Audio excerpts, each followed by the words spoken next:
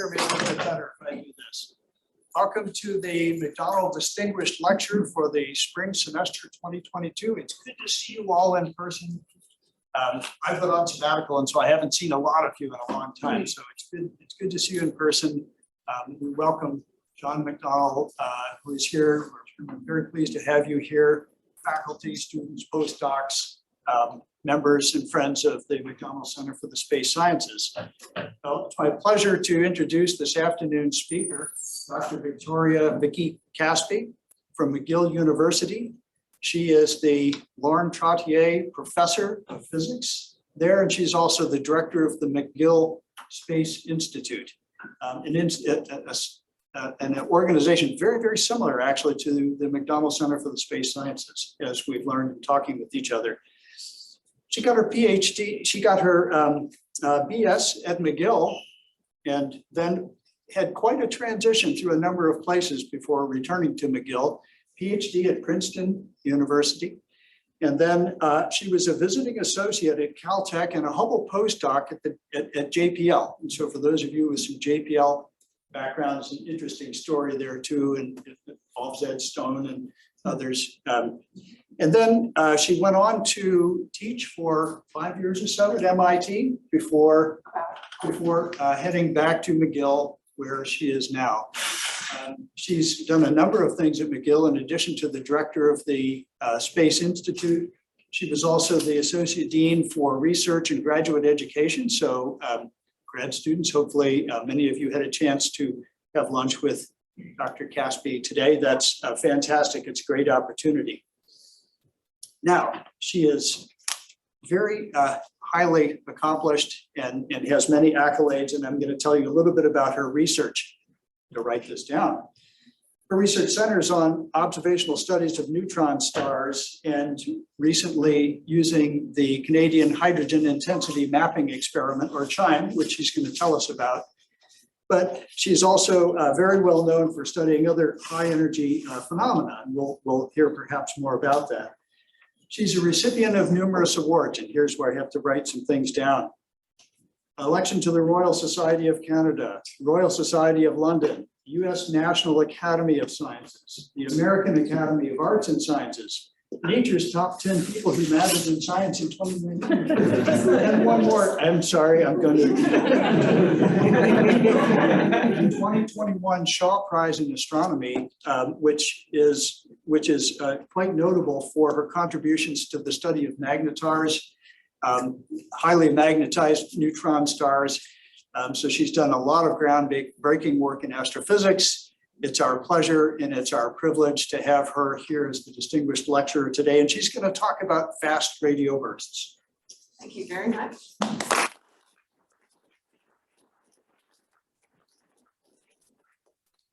Everybody hear me well? Mic is working good. Okay, so yes, I am going to talk about fast radio bursts. When people nowadays ask me, what do you work on? I say, I don't know, because we don't really know what these things are. They're quite an astrophysical mystery, and I'm going to introduce you to them and talk you through some of their properties. And, we're not going to end up, I'm not going to be able to tell you what they are by the end of the lecture, but you'll at least understand more about the problem.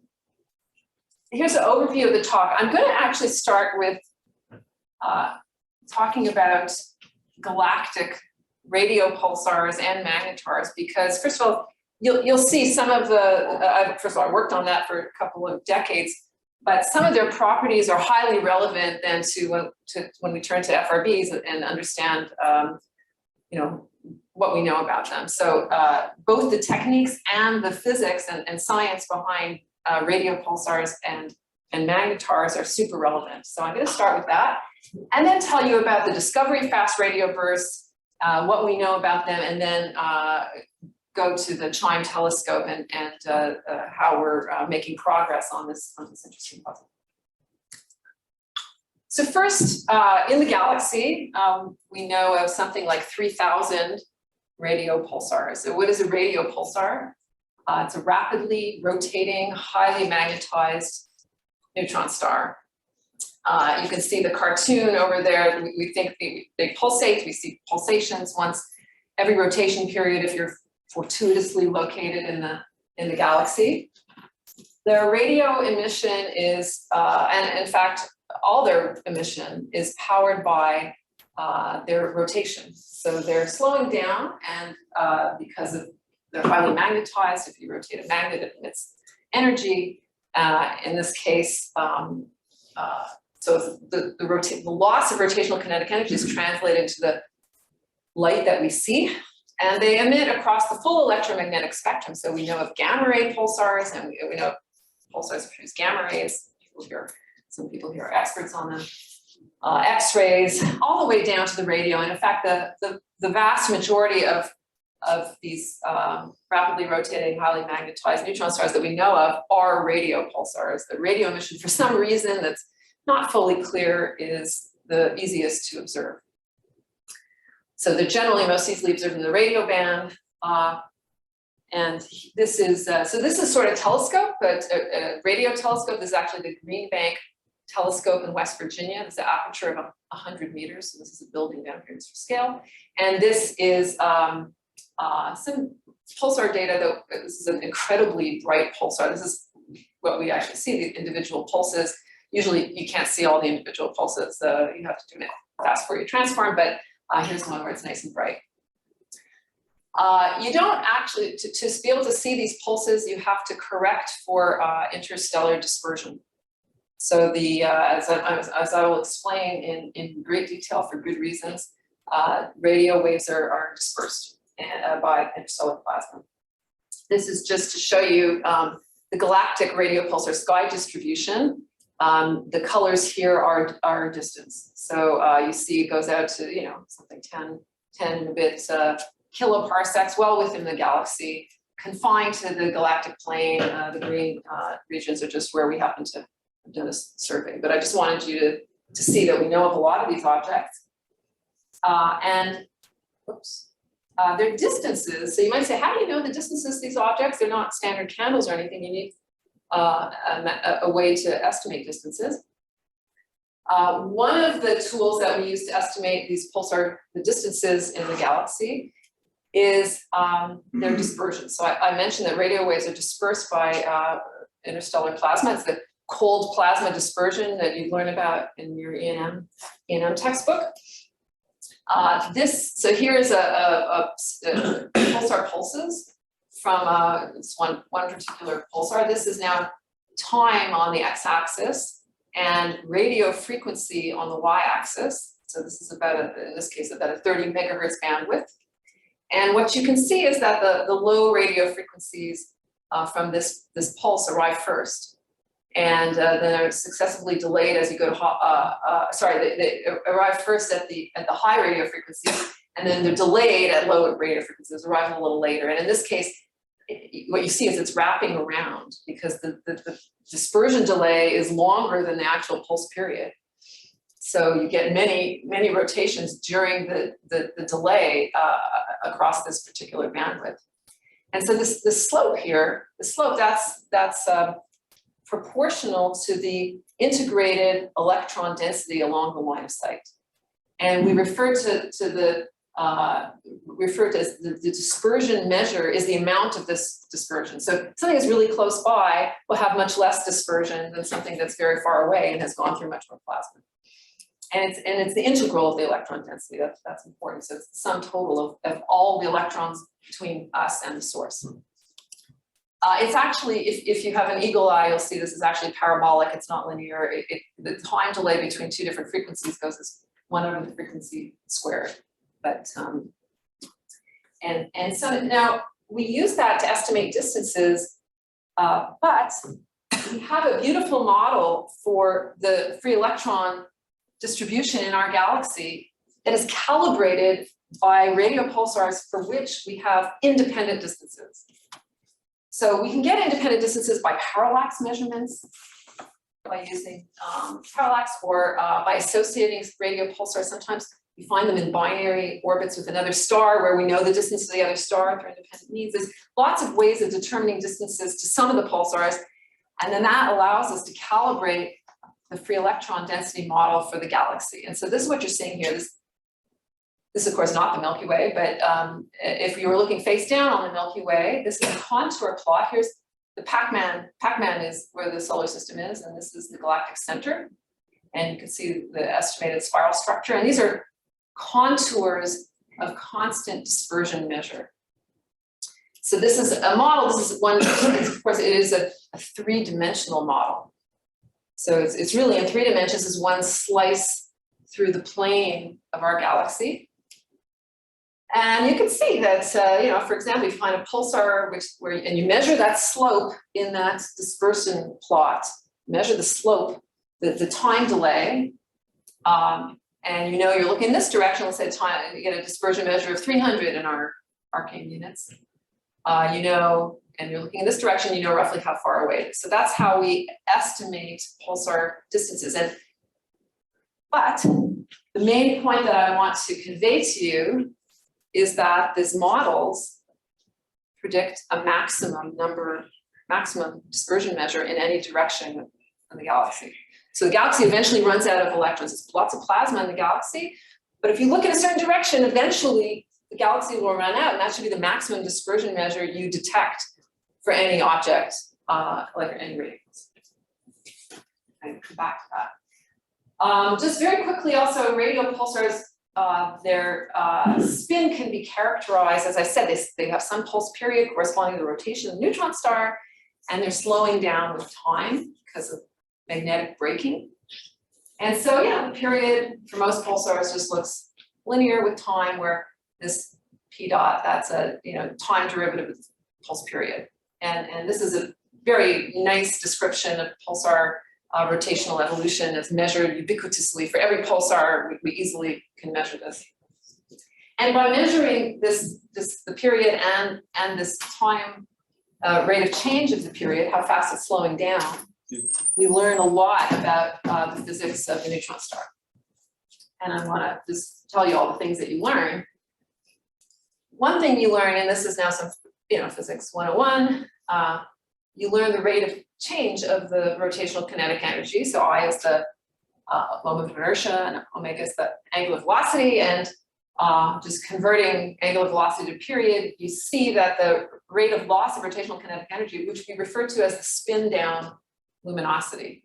So that is the luminosity, the power that is available for any kind of light or particle emission from the star.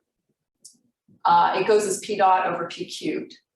And this is important because that's everything there is to power the light that we see. Whoops.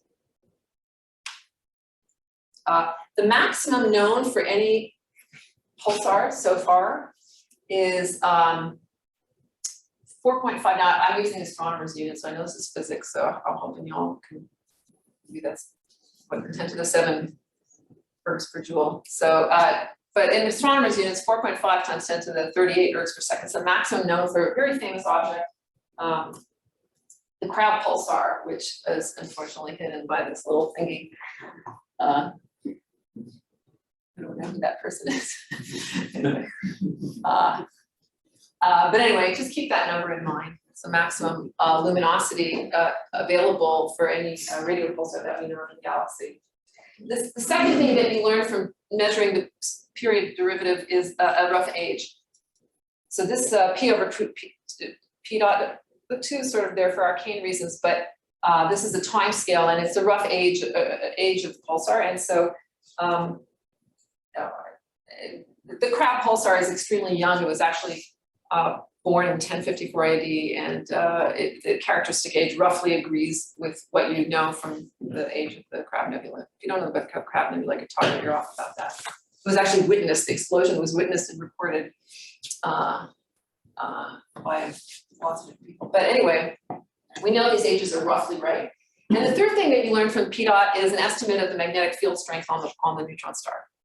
And this assumes magnetic dipole and a breaking in a vacuum for the neutron star, which is not exactly correct, but it's roughly right. So you see this is in units of Gauss.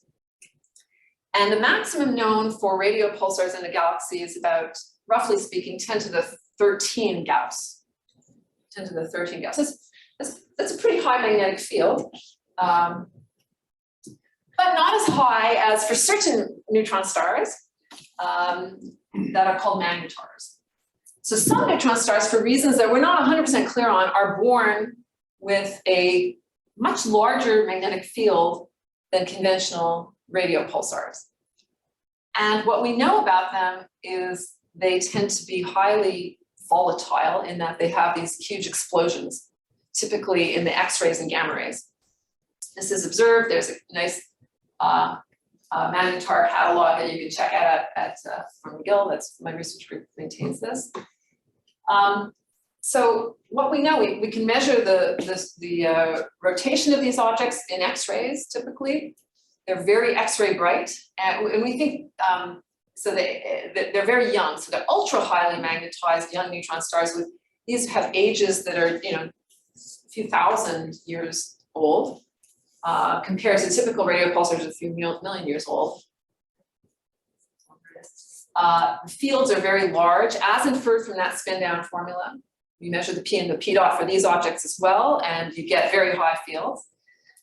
And their X-ray luminosity is much, much greater than the spin-down luminosity that you have just from the root. So there's some other power source that's powering these huge luminosities, both in the X-rays that are always present in the pulsations that we see, and in these huge explosions to order of magnitude off. So we know there's something, we think it from the magnetic energy reservoir, so that if you take the B fields that you measure from spin down, it gives you enough energy inside the star as long as that field is somehow unstable. And of course, Active research exactly how these massive explosions, but it seems to be some sort of instability inside the neutron star, or perhaps relating to the structure of the magnetic field on the outside of the magnetosphere. But in any case, we know that these two things are very well correlated. We don't know very many of these objects, though. There's only about couple dozen in the Milky Way, and unsurprisingly for a young population, they're all in the disk of the Milky Way galaxy. So we know these are young objects with high magnetic fields and lots of energy stored. Those are the key points. Huge energy reservoir and young. A few of them have shown radio emission, but it's really faint radio emission, except for one that I'm going to talk about a little later.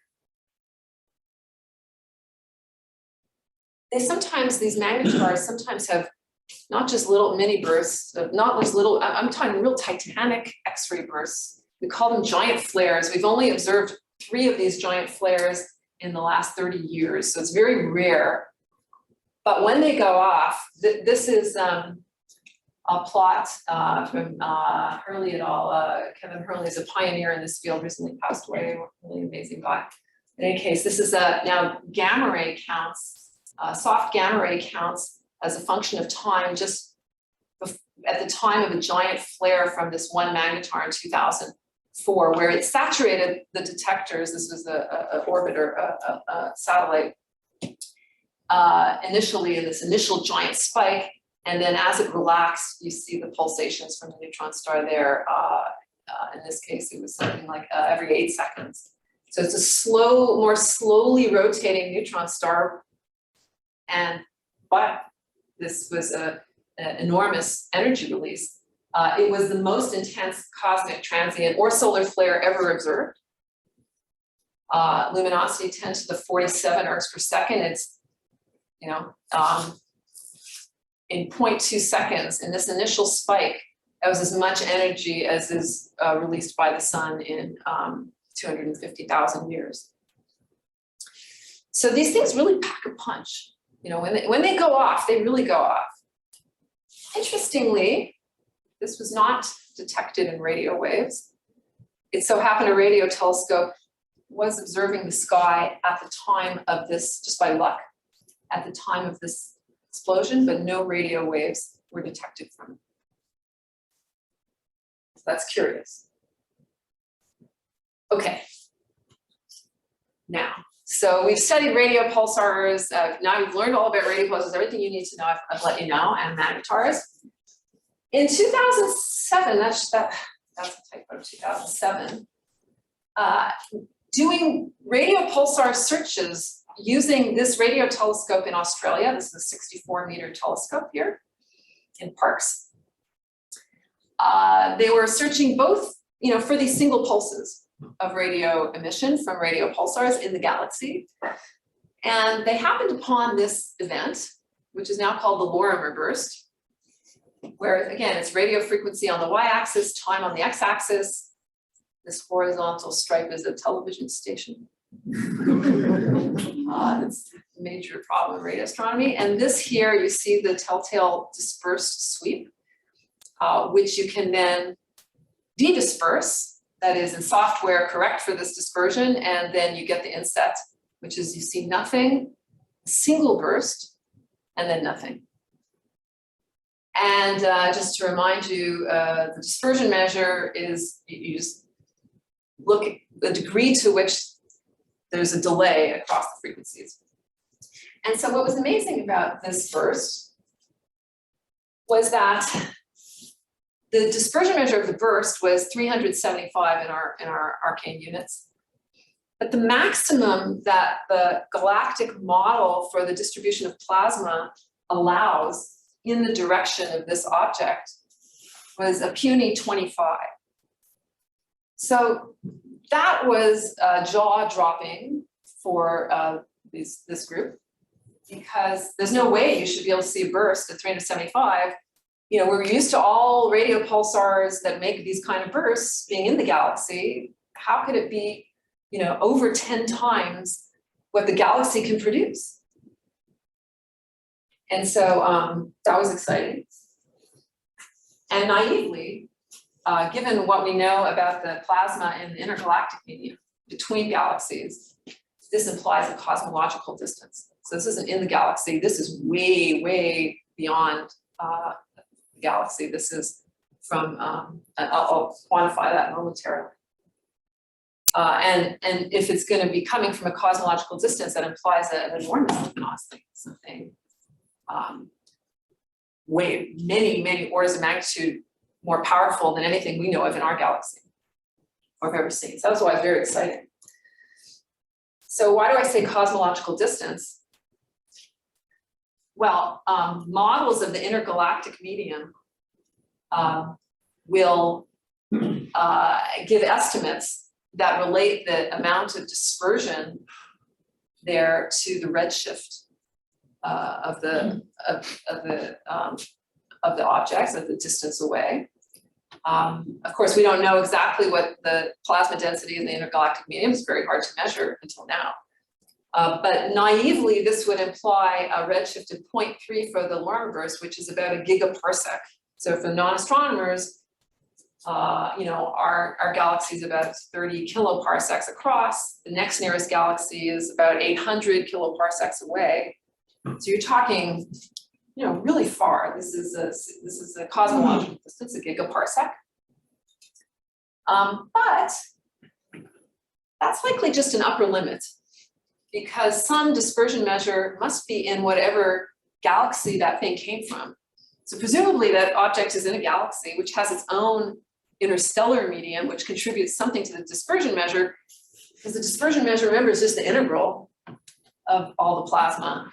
So all you get is the total dispersion measure from that swoop, from the plot I showed you. You get just the total. And that has to be the sum of many components. One, the Milky Way interstellar medium, the plot I showed you, the contour plot I showed you. We think we have a handle on that. Something from the halo of our galaxy, which we don't actually have a very good handle on. We think there's an ionized halo into the galaxy, but we don't really know how big that is. Something from the intergalactic medium, and something from the host. And we have no idea what that is. And so let's say you were to, split. So this is probably small. This we know. So let's say you split the difference between these two things. You say half is in the IGM, half is in the host. It still implies a very large distance, 500 megaparsecs, and pretty substantial energy. So in terms of luminosity, I told you the largest luminosity object we know of in terms of neutron stars was 10 to the 38 ergs per second. And this is, a million times brighter. So that's curious. And you might say, so why don't you just go and look and see what galaxy's there? Why can't you just look how far away it is? If you see a galaxy, you can measure the redshift to the galaxy, and you can then know what the energy scale is for these objects. But the problem is that we love to identify a host galaxy, but with a telescope like the Parkes telescope, which discovered the Lorimer Burst, the error region is enormous. So the angular resolution of the radio telescope is such that it could be anywhere in the circle in which there's like 1,000 galaxies it could come from. So you can't know. You can't know. But of course you'd love to, because that would determine the redshift, it would set the energy scale, and you could also see what kind of galaxy is it. That would tell you some clue about what caused this burst. Now the size of this is set by the aperture of the telescope. So the larger the aperture, it's diffraction limited, because it's lambda over d, where d is the aperture. If you make a bigger telescope, you'll get a smaller error region. So let's say you went to a larger telescope, like say the former Arecibo telescope, which is dear to my heart, but collapsed. Anyway, if you went to a larger aperture telescope, you could do better, but still not very good. You need an interferometer.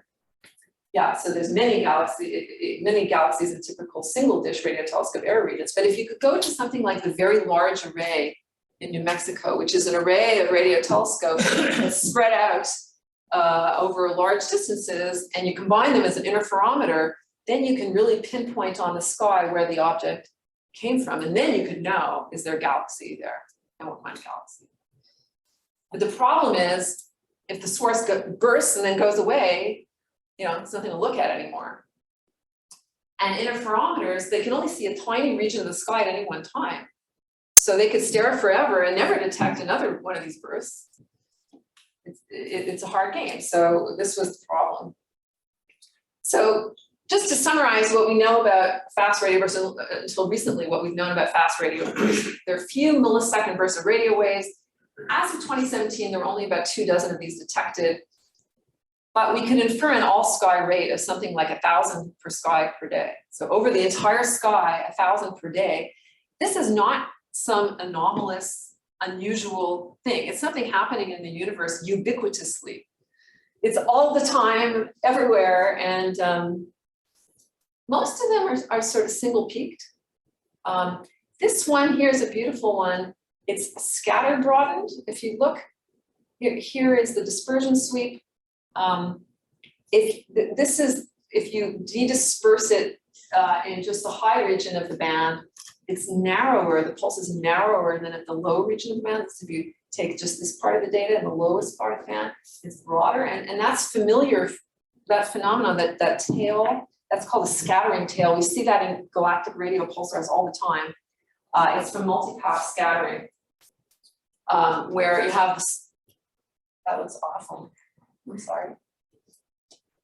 What you're seeing here is there's a source of radio waves, which of course sends it in many directions. Then you have this bunch of plasma here that scatters it, and some of it scatters back to the line of sight. So you have a little extra path length. And so you see the emitted pulse might be really narrow, but the detected pulse is really broad on one side because of the delay. Anyway, we see that in fast radio bursts as well. Sometimes, not always, but sometimes. What it tells you is that it went through some blobby kind of plasma. We see some multi-peak morphologies, and importantly, we now know some of them repeat. So I showed you the Lorimer burst, it burst and then disappeared, we never saw it again. At some fast radio bursts, they come back. If you're patient and you wait long enough, boop, you see another one. And the inferred energies of the detected sources, goes up to about 10 to the 43 ergs. Oh yeah, so you can see those papers for some interesting views. So what could they be? And I'm not going to do justice to the field of FRB modeling. For many years, there were more models than there were events observed. That's no longer true, as I'm going to tell you once we get to Chime. But what can we know just basically in one slide? What can I tell you about what it could possibly be or what it could not be? So we know if it's really, for a millisecond duration object, the light travel time across it, c times t has to be about 300 kilometers. So that suggests a compact object. So, as a neutron star person, it sure that sounds like a neutron star, but that's of course not proof. The energy, I keep emphasizing, it's billions to billions times more luminous than any galactic radio source. That's true. But still, that's not so constraining because radio waves themselves don't have much energy. Gamma ray bursts, on the other hand, which I presume you've heard of, can have isotropic energies up to 10 to the 53 ergs. So these are not, the energy is interesting for a radio source, but it's not that constraining of models. And you might wonder, are there coincidences between GRBs and FRBs? And so far, no. It's actually a student of mine who's working on that right now, but we don't see that. We know the radiation mechanism cannot be thermal. There's no way it could be thermal. The brightness temperatures that you need to invoke for such a small object at these brightnesses, silly numbers like 10 to the 34 Kelvin, which is what we see in radio pulsars already. So it suggests there's some other, coherent mechanism, suggests magnetic field.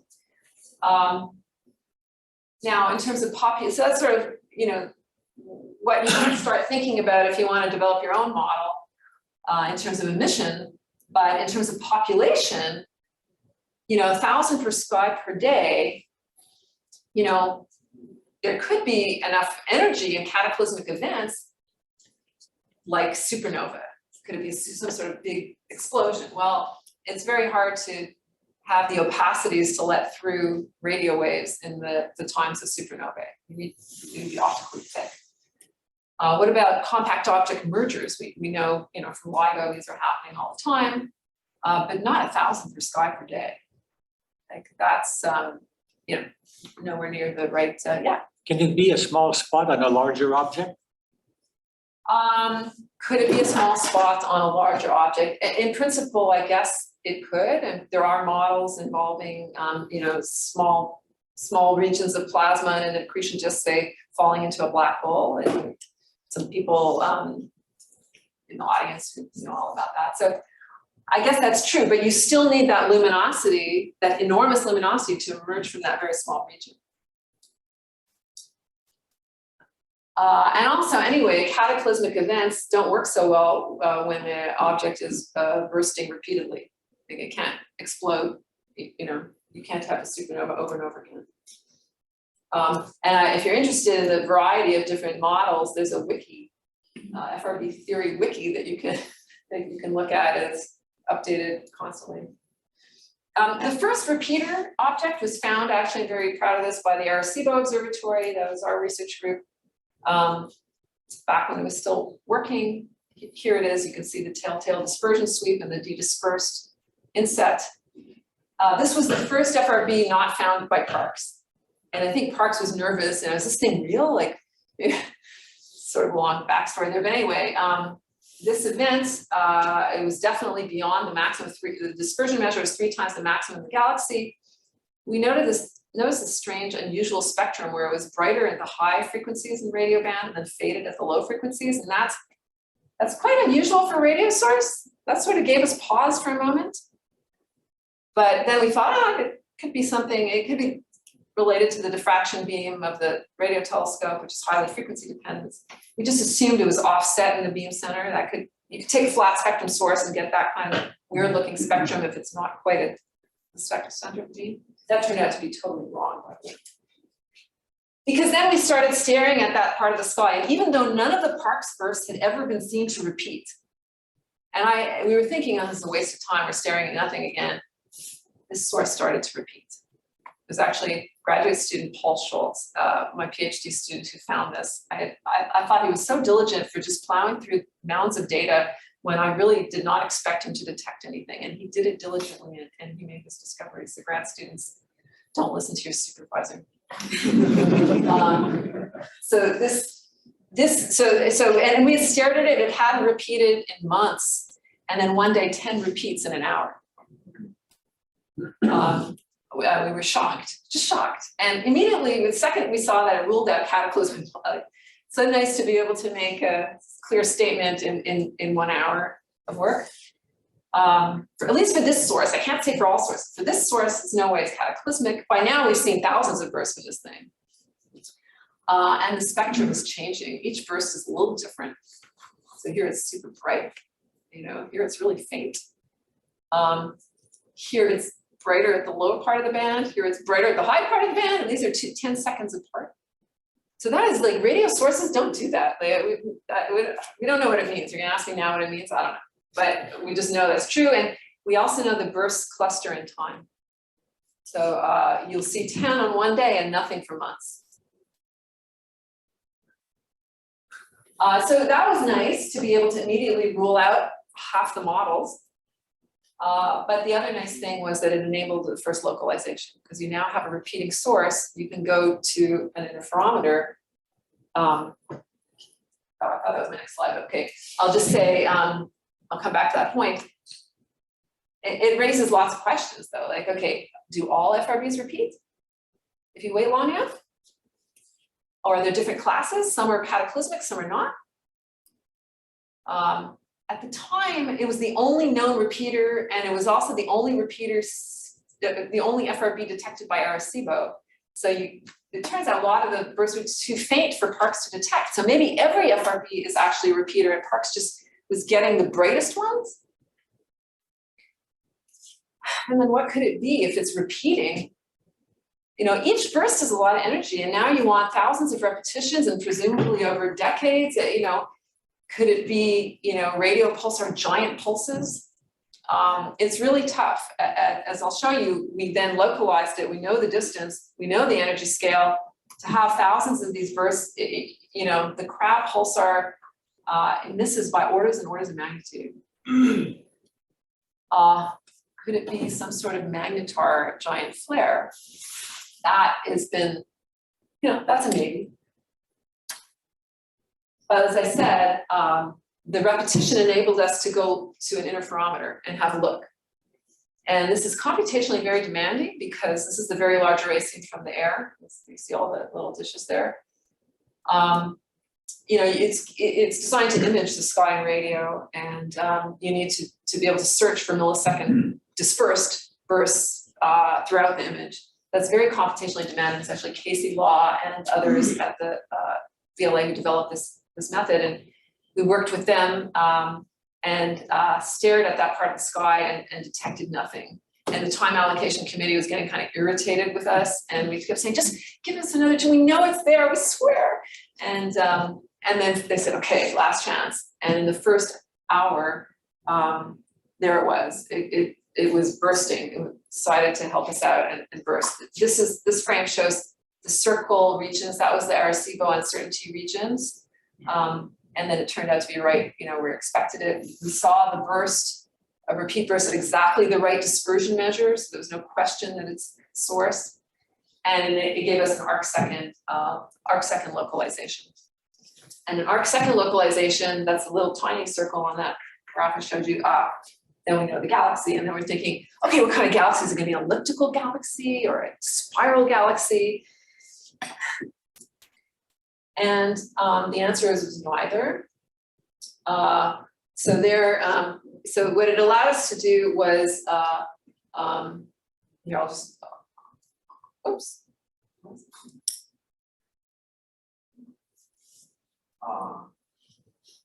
Okay. It allowed us to go to an optical telescope. Once we had the arc-second position, we then begged the Gemini telescope people to give us time. And this is the Gemini, so this is the radio image, this is the Gemini optical image. And there's no giant galaxy there at all. It's this puny little dwarf galaxy, which we were shocked by, because you think, we never for a moment thought it would be a dwarf galaxy. Turns out there's lots of dwarf galaxies. Like I've worked in the Milky Way. I didn't know this, and there's dwarf galaxies. Wow! And now I'm familiar with the phenomenon. Anyway, it's at redshift 0.2. This little dwarf galaxy, And that confirmed the cosmological redshift. That was the first confirmation. So we were very happy about that, because all this argument about dispersion measure, well, maybe we've been, maybe there's something else going on, but no, it really is a cosmological distance. In this case, there's also a continuum radio source there. And so from having observed and observed and observed and not detected any bursts with the VLA, we can measure the continuum flux of the radio source. And you see it's bobbing around. This is the red is the bursts. These are when we started detecting bursts. That continuum radio source, we don't really know its relationship to the object, except that it's coincident on the sky. It doesn't seem to be correlated with when it's bursting, the brightness of that thing. So we don't really know what that thing is. We then went with the European VLBI network and the US very long baseline array to get a sub-arc second position, which is milli-arc seconds. We could then really pinpoint it.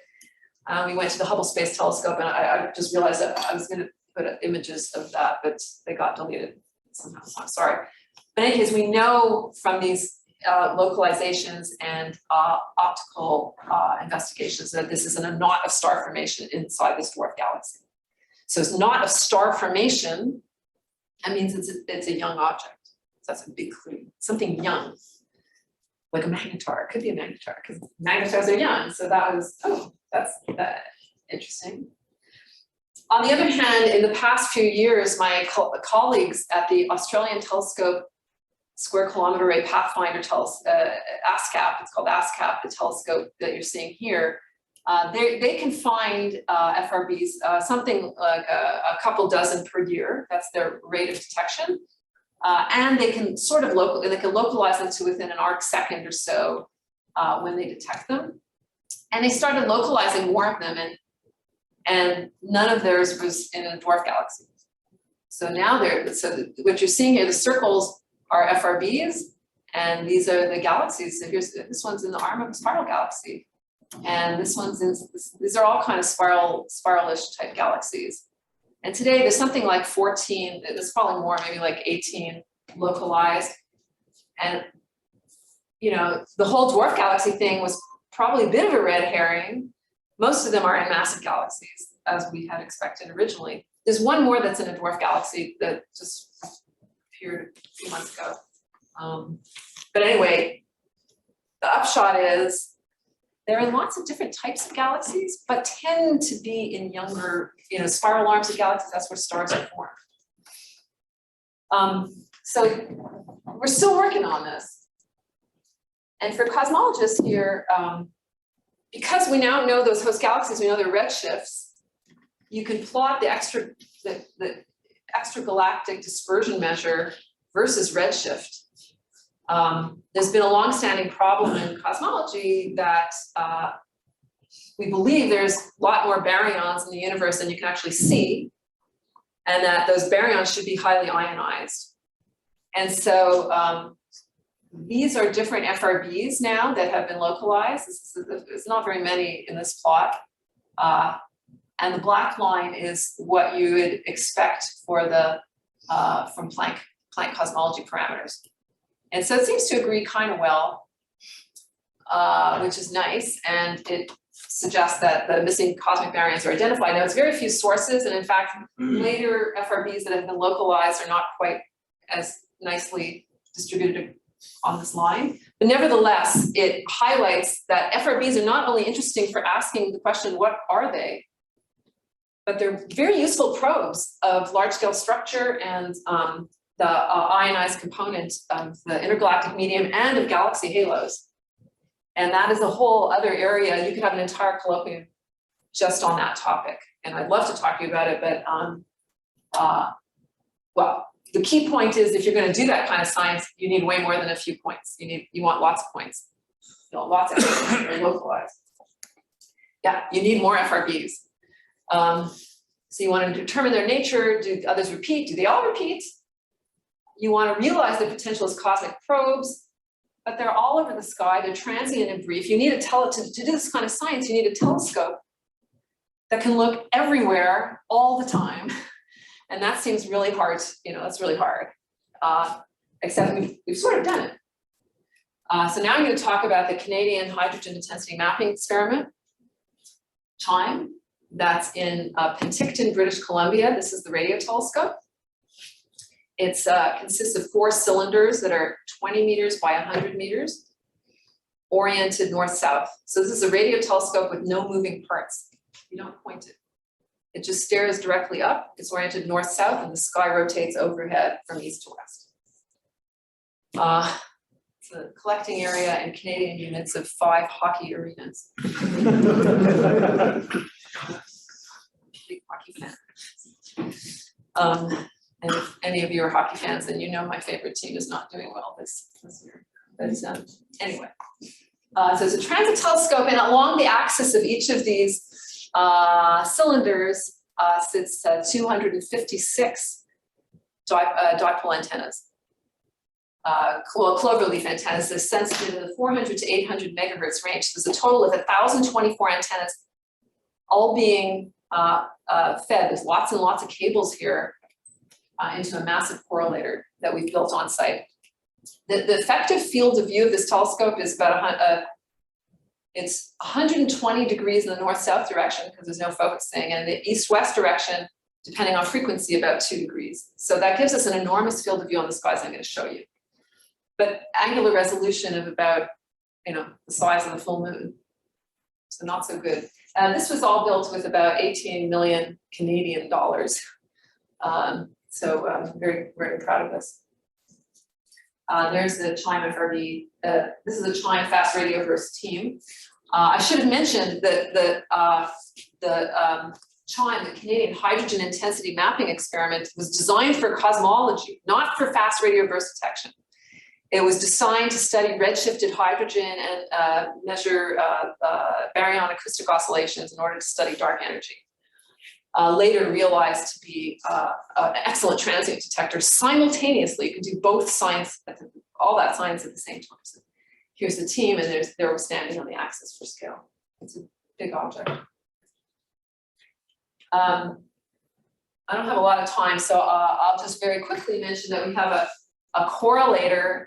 This is the signal path from the cylinders. The correlator reads in 13 terabits a second, which is comparable to the world's cellular network,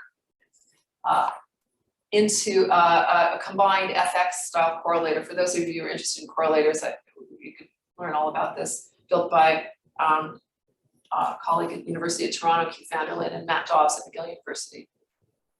And then the output of the correlator depends on which, so you can do the cosmology experiment, you can do the fast radio burst experiment, and we can also actually study galactic radio pulsars, all at the same time, 24/7, it's always operating.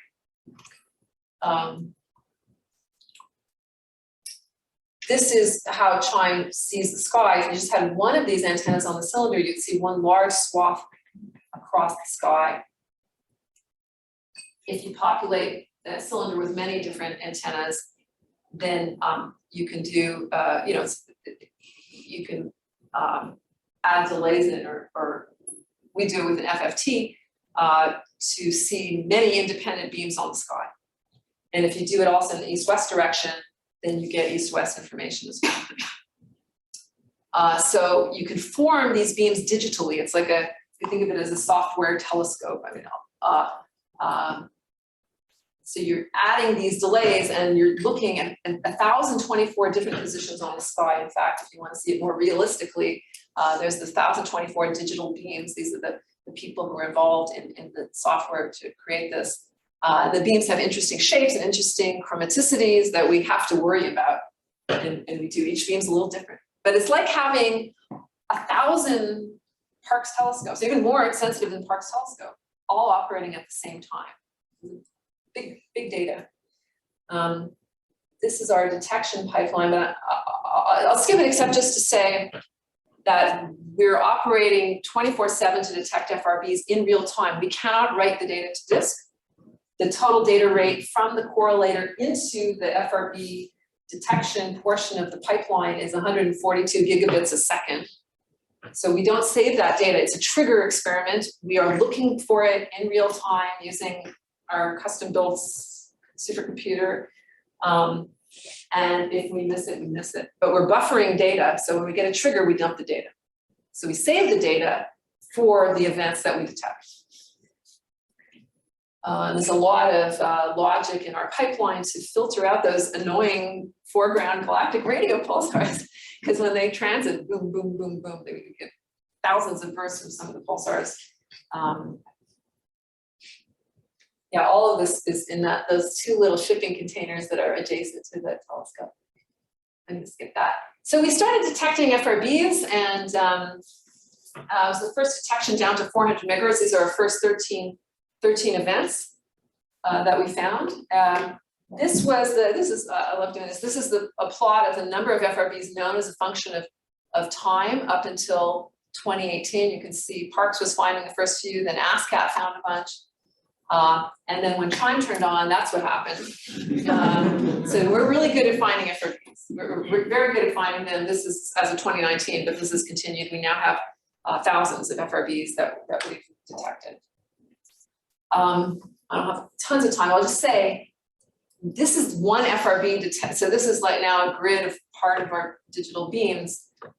We detect sometimes sources in multiple beams because they're not bang in the middle, and beams have side lobes and they have response beyond where that little circle is. So here's one this is the red one. Here it is in a different beam, and you see it looks different spectrally. This is now de-dispersed. So again, radio frequency versus time with the dispersion removed. But this is the same event. And so what it tells you, and this is the little side lobe detection, got linked it there. What it tells you is that if you want to determine the location on the sky using Chime and the spectrum, the true spectrum, you have to know the beam shapes of every one of those beams very well, and that's hard. And so it's very non-trivial work, and it's still work in progress. I'm gonna skip that. Because we see this full northern sky every day, we're constantly observing. We're now finding lots and lots of repeaters because we keep coming back, and there's tons of them out there. This was our first 8 repeaters that we published, and you see all sorts of interesting morphologies. They're color-coded. Those are the same sources in green, same sources in orange. We see all sorts of weird morphologies.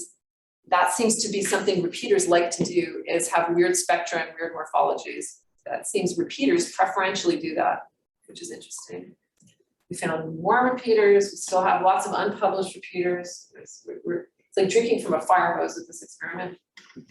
We started noticing that repeaters, the widths of the bursts are broader, they're wider than non-repeat or apparent. We don't know if they're for sure I say non-repeaters, but that always means apparent non-repeaters, because one day a non-repeater might suddenly repeat. But the non-repeaters, the first 13, are in this first bin here, and these are the repeaters. They're very different distributions, and that has continued.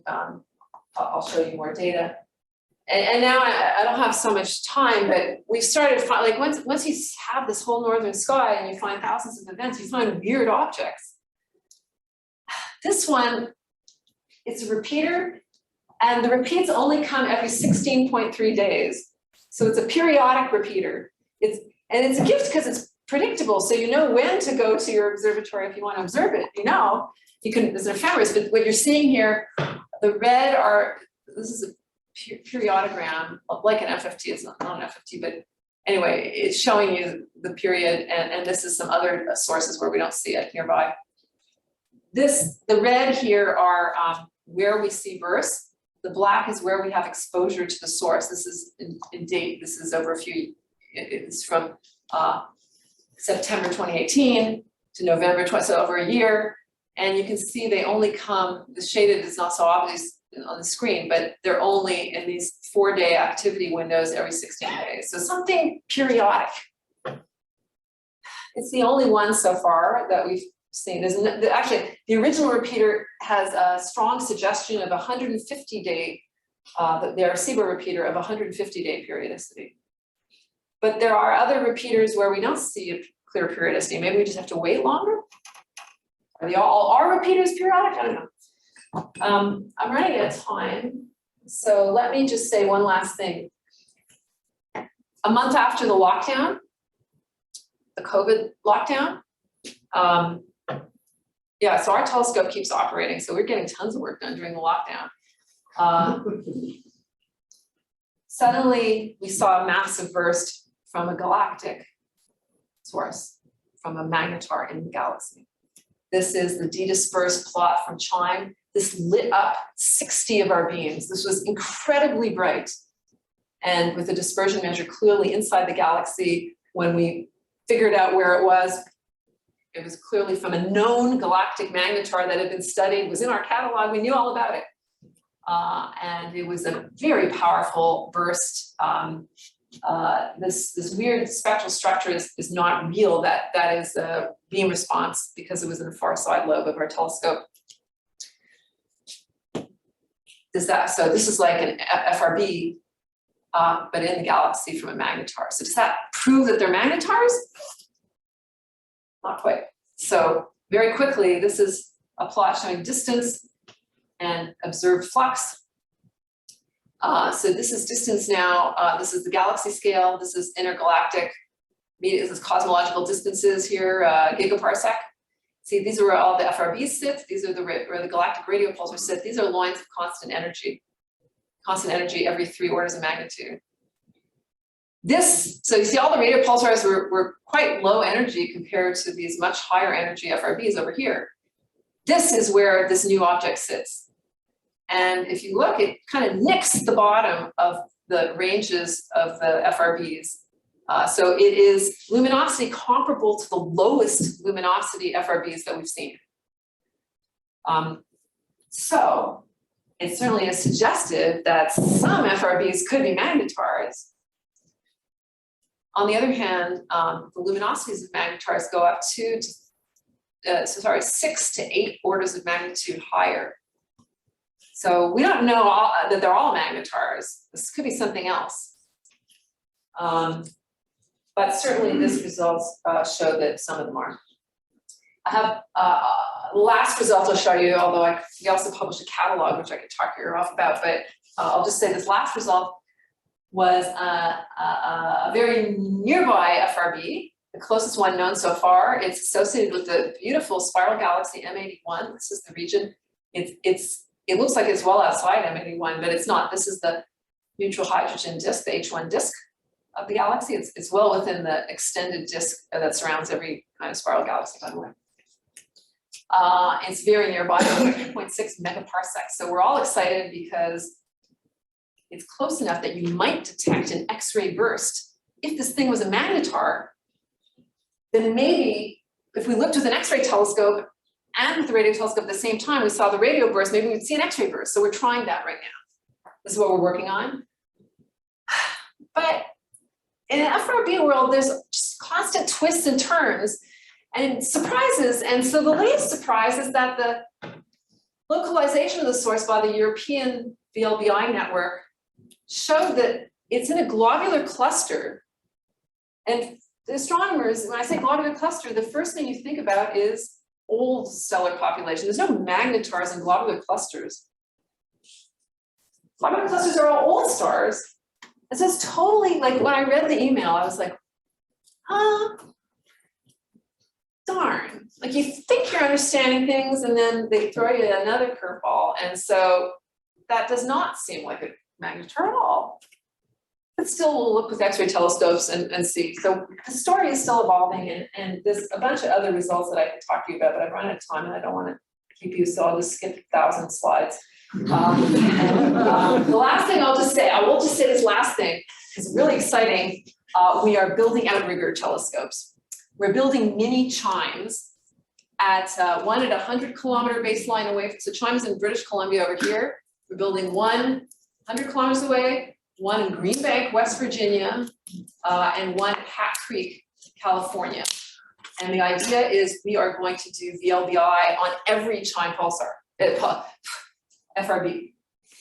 Because now to localize them, you need the repetition to go to the interferometer. But if you just make the interferometer, and what you're going to do at these telescopes, you're going to buffer data. You're just going to sit and stare at the same part of the sky the Chime's looking at. And you're just going to buffer it and just keep overwriting it until Chime says, I see one. And then it'll send a message to these outriggers, which will dump their data and then correlate it all together, and we'll get it.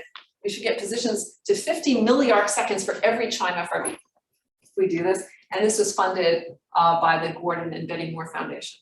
And we're building this, we just built the first reflector at LND, British Columbia. There you can see a kooky kind of photograph of it, but it's a smaller version of Chime. First light, we're hoping in late 2023. And so by then we should have our 1,000 FRBs localized to 50 milliarc seconds, and then you can really do the kind of cosmology probes, never mind studying the types of galaxies. You can use them as probes to study the intergalactic medium and distribution of baryons in the galaxy. That's it. So the FRB origin remains a mystery. I come back to the first slide. They're still mysterious, I'm sorry. We're working on it, but there's lots of new data. That it should say puzzle complexifying. The puzzle is complexifying, fleshing things out, but there's significant progress. Not just, I've emphasized Chime FRB because that's what I work on, but there's lots of other telescopes at this. So, stay tuned for developments from Chime FRB and other telescopes. And thank you for your attention.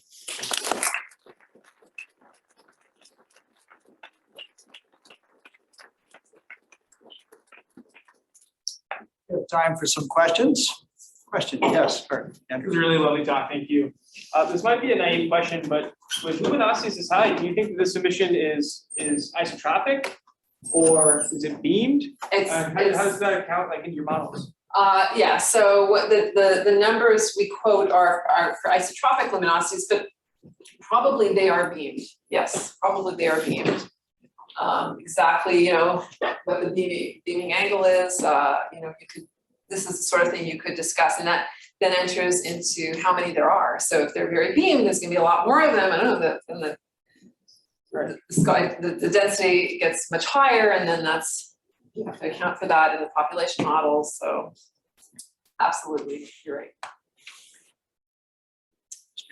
Yeah, are the spectral bumps that you see just a function of side lobe response, or is there an actual, and if so, what does that? I mean, synchrotron doesn't do that, other things, even monoenergetic electron distributions don't do that. So what is that? Yeah, so I don't have an answer for your second question. I don't know. This is hard. I think maybe Jonathan can correct me, but I don't know of a model that really robustly predicts the very narrow band, narrow range of emissions. Yeah, I think it simply gives you the Fourier transform of the charge distribution. So it tells you that somehow magically plasma physics gave you a structured charge distribution, which of course it had to give you anyway because it's coherent emission. And in principle, you can invert that frequency structure to get the spatial distribution of the radiating charges. I don't know what you do with that. Where do you see that though? Where else do you see that in astrophysics? Can't think of that. I don't think pulsars do that. No, pulsars are definitely broadband. The one place you could see it is if it was a propagation effect. So scintillation. So if you had, twinkling of starlight is frequency dependent, and so it could be. But the argument against that, and there's lots of papers. Jim Cordes from Cornell wrote papers about this, but we tend to see frequency evolution in bursts that is always downward in frequency. So I didn't. I have one of these. I took out. Oh yeah, you could see it in some of these. Where's a good example here? See, this is one burst where the frequency changes during the burst, always downward in this direction. Here again, it's higher frequency and then goes downward. Here's a great one, higher frequency and then down. If it were some sort of propagation effect, there's no reason it should go in that direction preferentially. And so that's the main argument against it. They're always like that. Occasionally we've seen the opposite, but here's again down. So that's one thing. But what I wanted to show you, ask the question, is it just a beam effect? And no. Even though our band pass is not very well, we're working on calibrating it and we've done our best. But the band pass on average is just as distorted for non-repeaters as it is for repeaters. And so this is from my then PhD student, Ziggy Plenis. this is a plot from our, so we have a catalog now of over 500 FRBs.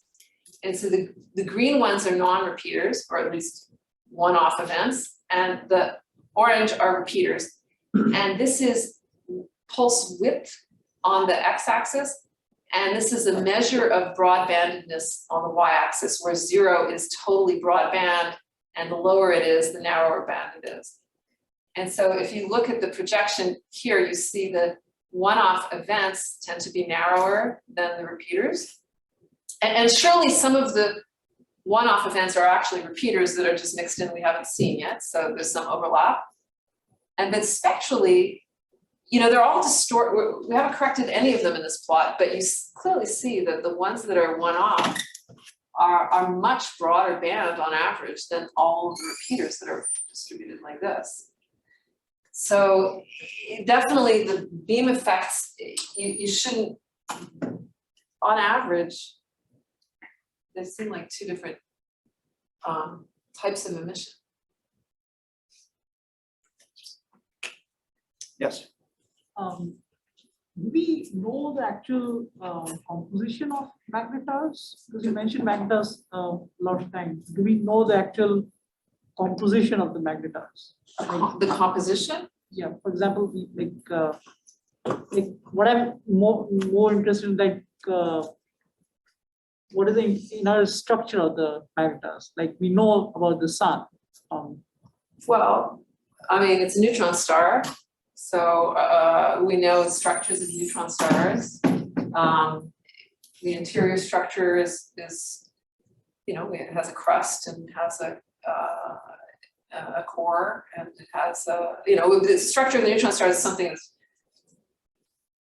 pretty well known. We don't actually know the densities of the centers of neutron stars are very high, and we don't actually know the equation of state of matter there. That's a whole very interesting area of research, which magnetars, a lot of the action, a lot of the phenomenology we see is probably from the magnetosphere regions. So the structure of the magnetosphere is actually quite interesting, and there's papers written where you know, we don't really think it's dipolars. There's papers on how it's like a twisted dipole with, or has significant multipolar structure. So I'm not sure exactly what you're interested in, but Like I'm more kind of interested in as the ratio of the neutrinos which is coming out of the magnetar, because that's quite interesting, because the strength of the magnetic field in magnetars is so high that if we know the composition of the magnetars correctly, and if we measure the neutrinos coming from there, then we can actually really boil down the fundamental structure of the neutrinos, to be very honest. So yeah, well, that's where I was kind of interested in a way. right. Well, certainly people studying neutron stars, and not just magnetars, because people studying neutron stars have tried to exactly do what you're saying, that they try to understand the composition, particularly the equation of state. They can't, it's hard to detect the neutrinos directly, but you can look at cooling curves, how they cool with time, and people have made efforts to constrain the equation of state by looking at cooling curves of neutron stars, but it's actually quite a complicated business because to measure the cooling curve, you have to see how hot it is, so you need to measure the X-ray emission, and the X-ray emission sometimes has contributions that are magnetospheric and not just from how hot the neutron star is. So people have tried to do exactly what you're saying, but that's kind of a tough business. Other questions? Do we have anybody who's on who has visibility to the Zoom call? I don't know that we do. I was going to see if there's anybody with a question on Zoom. Nobody has their hand up. Okay. If anybody on the Zoom call has a question, now is a good time. Okay, well, let's. In the chat either. Okay, if there's nothing in the chat, that's good. The people, I see the names and people know that they can put questions in the chat. So, any other questions? Oh, wait, this one. Oh. Jordan. Oh, no, he's clapping. That's good. Well, I'd like to thank you, Vicki, for a wonderful talk. You've given us a very interesting detective story, but also one that hinges critically on detectors and the importance of how you think about what you can detect, and then let's think of another way to observe that, and then you build the story. And gosh, I can't wait to have you come back in 10 years and tell us definitively what fast radio bursts really I sure are. hope we can. So thank you again. Let's thank Vicki again for.